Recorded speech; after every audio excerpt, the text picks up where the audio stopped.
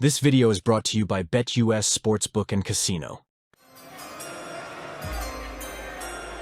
What's up, guys? Preseason is officially finished, and it's a perfect time to talk about our entire roster. I'm basically doing a 53-man roster projection, but I wanted to take a little bit of time to briefly talk about each position. I think the majority of the roster is set in stone. There are only a couple of spots that are really up for grabs. Let's go ahead and get right into it. At quarterback, we're just keeping two players, Caleb Williams and Tyson Bagent.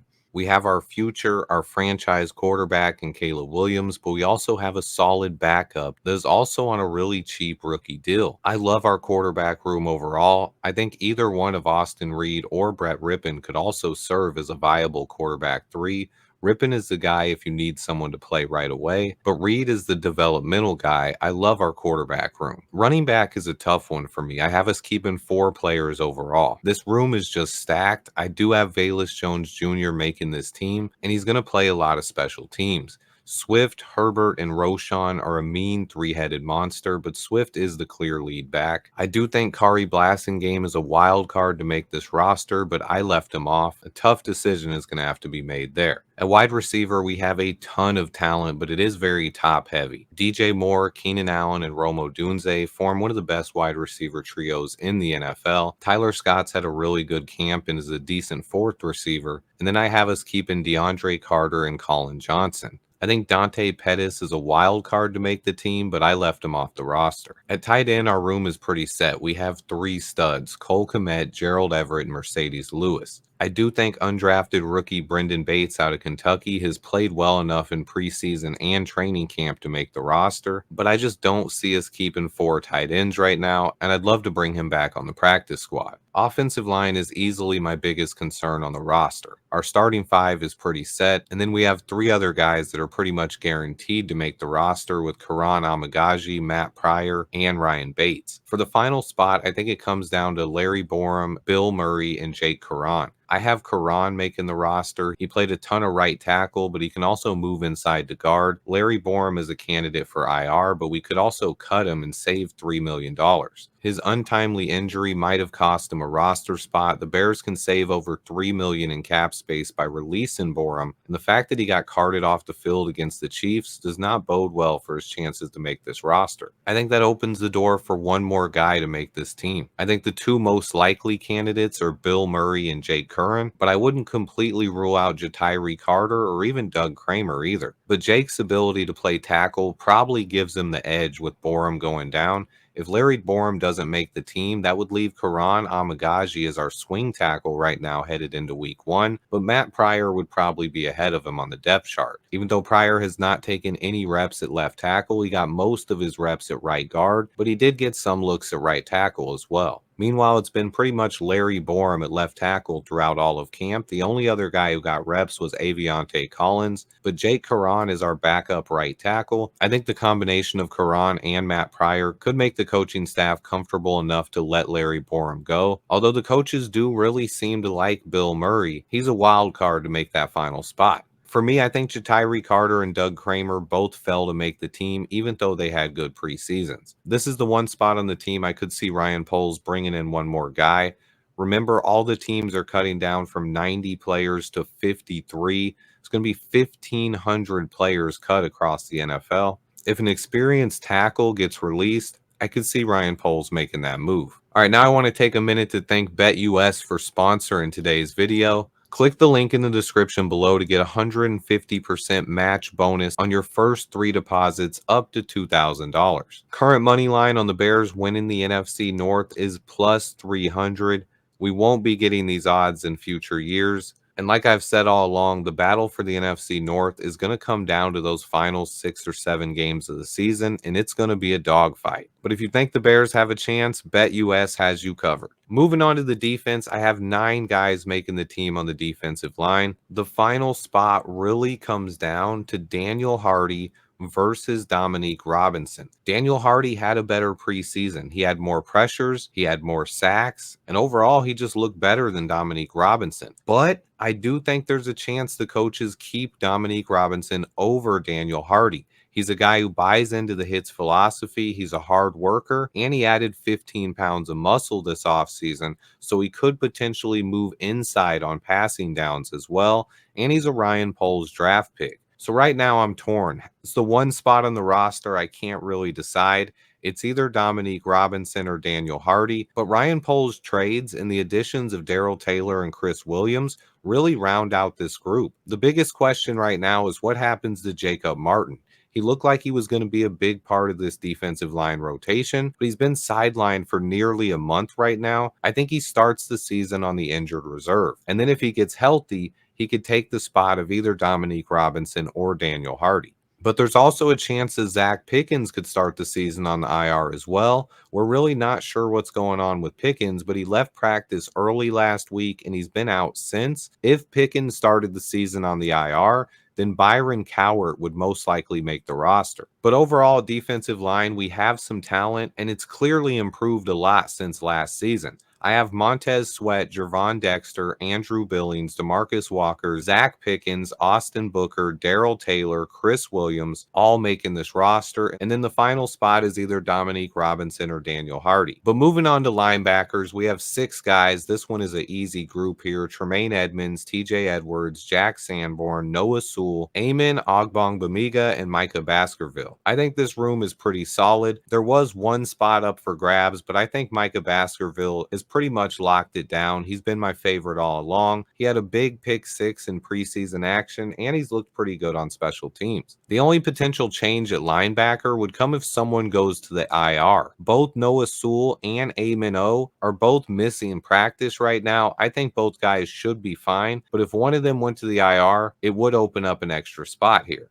And then our cornerback room looks exactly like I expected, but I do think there's a battle for that one final spot.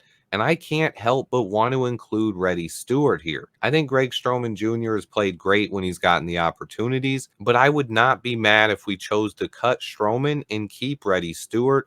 I love his upside, but I do think it's kind of unlikely. Cornerback is easily one of the deepest positions on the roster. I love this room. Jalen Johnson, Tyreek Stevenson, and Kyler Gordon, all 3 are absolute studs. And then our backups are nothing to scoff at either. Terrell Smith is a guy who could probably start for a lot of teams. Jalen Jones is a guy with a ton of versatility who's looked good when he's gotten thrown into the starting lineup, but he's a core special teams player as well. And then we have Greg Stroman Jr. and Josh Blackwell, both very solid backups who also play special teams. But I love Reddy Stewart, and that's my one surprise here.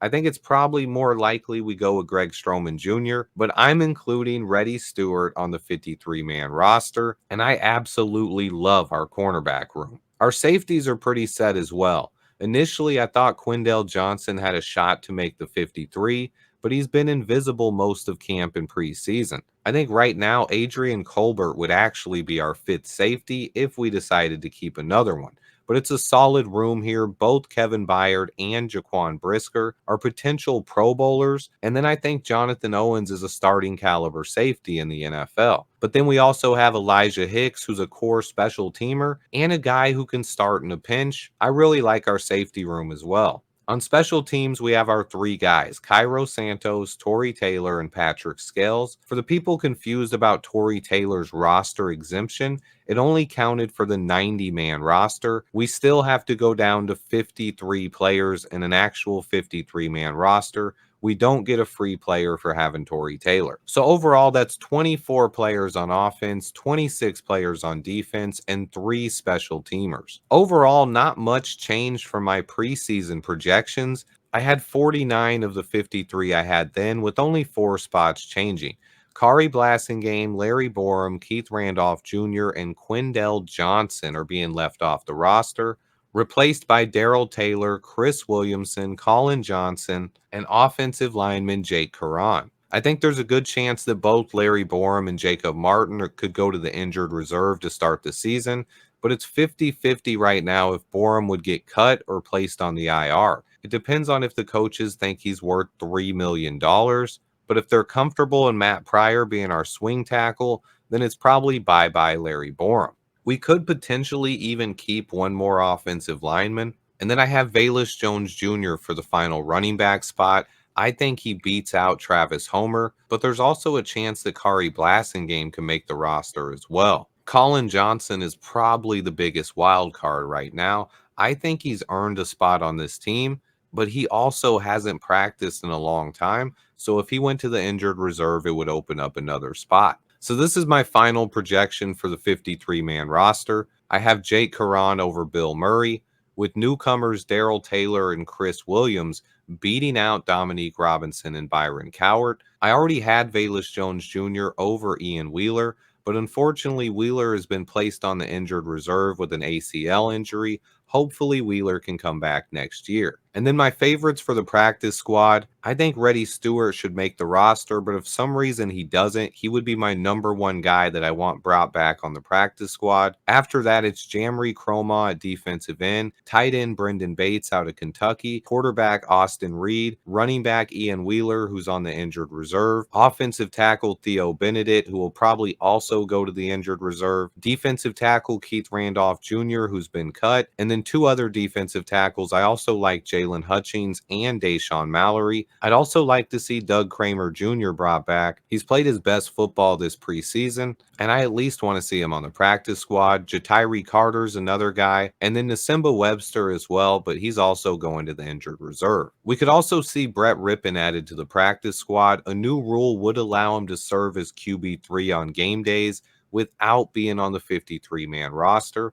Also, as a veteran, Rippon is not subject to waivers or anything like that, and he can re-sign with our practice squad if he chooses to, and I expect that is likely to happen. One more time, I'm going to mention Reddy Stewart is the guy that I hope polls can find a way to keep on the 53. If he doesn't make it, that means Greg Stroman Jr. and Josh Blackwell both do, but Reddy Stewart has a lot of talent, and after his big preseason game, I don't know how likely it is we can stash him on the practice squad. I also really like Brendan Bates as a future backup tight end option as well. I'd love to keep him around. But we will see how close I can come to nailing the 53. I actually think Ryan Poles could be done making moves after trading for 2 defensive linemen in 24 hours. If he did make another move, it would most likely be for another offensive lineman at this point. There's still a chance he could add another defensive lineman, but after trading 2 draft picks for Chris Williams and Daryl Taylor, the position I would watch out for now would probably be an offensive lineman. That final offensive lineman spot is kind of up for grabs, so no matter who gets it, that guy could be cut and Ryan Poles could snatch someone else off waivers. But the rest of the roster is pretty set in stone. The Larry Borum injury and the fact that none of our undrafted rookies or backups really stood out, it opens the door for Ryan Poles to make one more move. Remember, there's going to be 1,500 players cut in the next 3 days. All teams will be dropping from 90 to 53 by Tuesday. We've already cut Keith Randolph Jr. and Tommy Sweeney.